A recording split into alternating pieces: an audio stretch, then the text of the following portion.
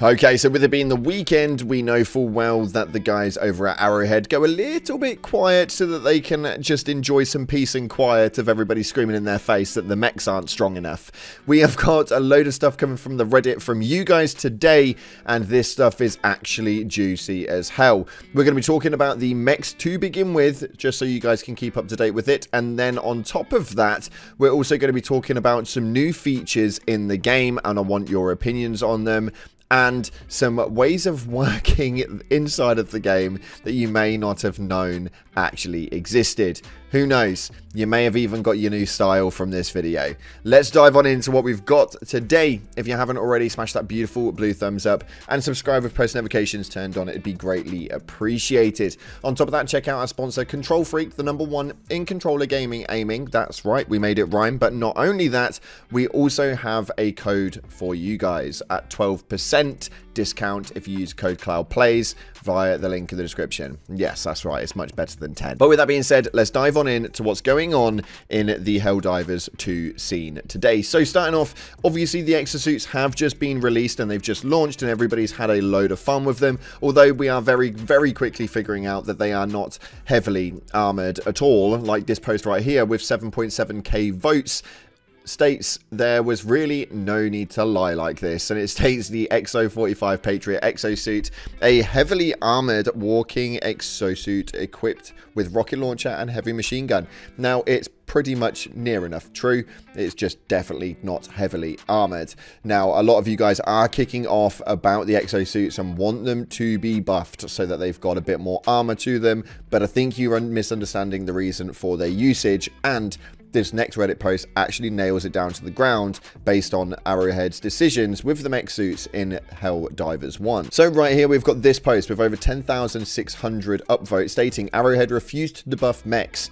for 10 years. They kept them meh in HD1 on purpose. They ignored a decade of people wanting them buffed. Now mechs are never going to be John Wick machines. They are like drivable sentry turrets. You call them down when you need them and your team is supposed to play around it. If done well, you can get 16 EAT rockets and enough minigun to clear a breach and a few patrols. Try and deployable shield versus the automatons. Arrowhead will not give you a reload.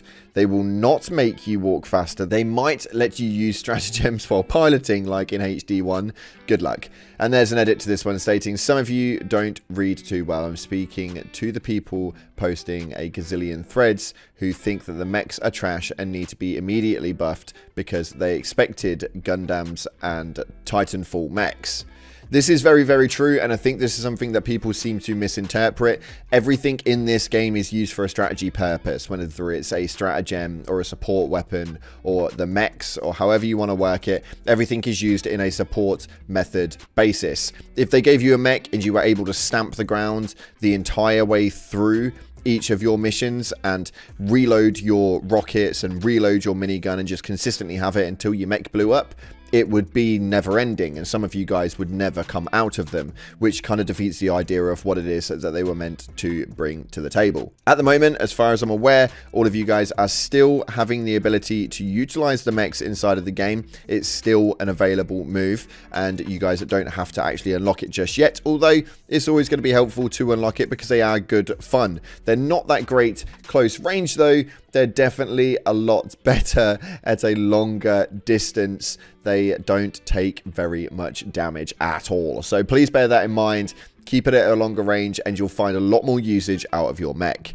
Next up though, we've got this one right here that states about the mechs that, can I just say, this is such a cool and novel way to release a new feature. Now I do think that this is a difficult one because the way that they actually came along was we had to do a major order to actually obtain the main production of the mechs and stop the automatons from taking over it.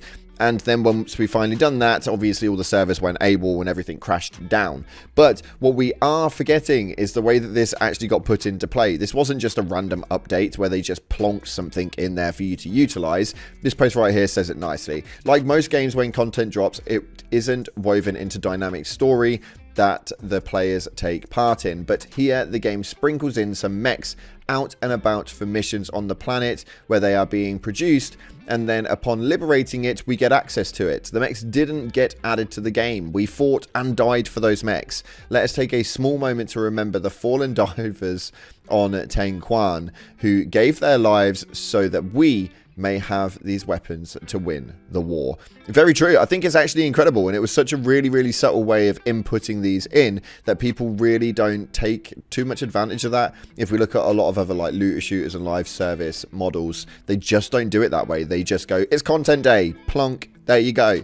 I quite liked the way that we had to do it, and we fought for those bloody things, so I'm a bloody enjoyer. Next up, we've got some cool posts, though, with regards to having color options. This is a very, very easy maneuver, and something that I think a lot of you guys would enjoy. If it is something that you want, then please put it down in the comment section below. I know full well that the CEO of Arrowhead has publicly tweeted previously that he is looking into color palettes and the ability for like the change of colors and stuff like that, so it doesn't look all very thrift shoppy. Don't know about you, but if I don't have gear that matches in color, I just don't wear it, so it really, really irritates me. But I like the idea of having color palettes that we can switch and put into different parts of the armor. Not only that, but the yellow is very cool, but there is something about the red that just gets me bloody going. I'm not gonna lie to you.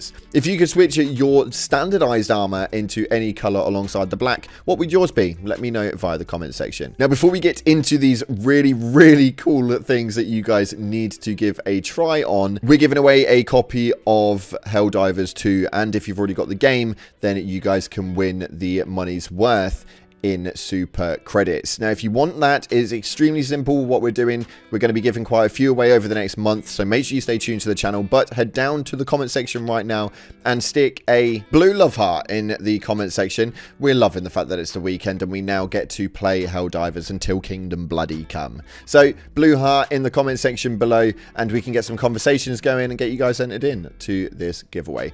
Next up, though, we have got this. Now, this is what's called a Hulk Scorcher at home. Now, this thing looks incredible. I was absolutely howling, but you guys can actually lay or stand on top of the mechs. Now, if you get your friend to get on top of your mech, then you can just have them on the top with a flamethrower, and this is the sort of stuff that you can do. Now, obviously, watch out for charges, because that's dangerous.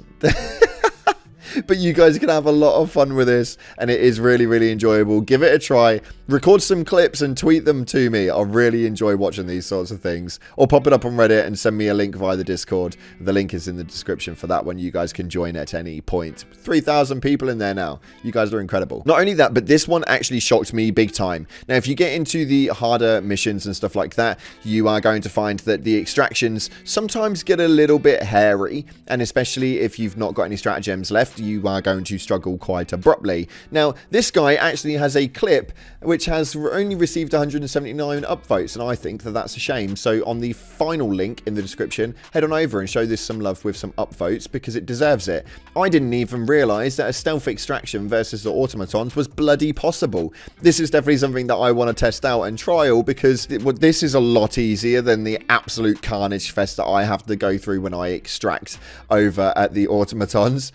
I don't understand how this works. I'm all up for a bit of stealthing, but this is crazy. Absolutely amazing clip, and a massive shout out to the guy that put that one up. Again, all the links to all of the sources are down in the description below. Now, unfortunately, that's all we've got time for today. The weekends are a little bit slow when it comes to the news, so I like to share what you guys are doing over on the Reddit and over on Twitter. If you guys are getting involved with things, feel free to send me some links. Get me involved with what you're doing, and the weekends are primarily around that, unless there's any like emergency announcements, but we like to revolve our weekends around you guys, the community. If you haven't already, like, subscribe. I appreciate all your faces. Thanks again for watching, and as always, up until the next time, I'll see you in the clouds.